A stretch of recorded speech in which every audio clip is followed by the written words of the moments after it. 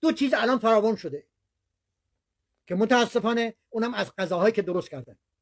یکی تمایل جنسی است.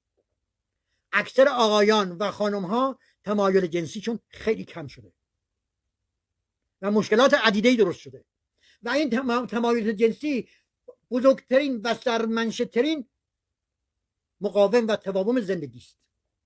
اینو بهتون بگم. دقت کنید. تمایل جنسی رو رعایت کنید. غذاهای استفاده کنید. زنجبیل داروشو بهتون میگم. عسل کوهی. عسل کوهی چه پیدا نکردید من دارم. عسل کوهی با زنجبیل. 2 قاشق عسل، 2 قاشق زنجبیل مخلوط کنید. 1 قاشق کامل صبح ناشتا، 1 قاشق شب بخورید. تمایل جنسی رو میبره بالا. غذاهای سردی رو فراموش کنید. عامل پاشیدگی خانواده ها تمایل جنسی است. میبینم من حداقل روزی 100 نفر با من تماس میگیره.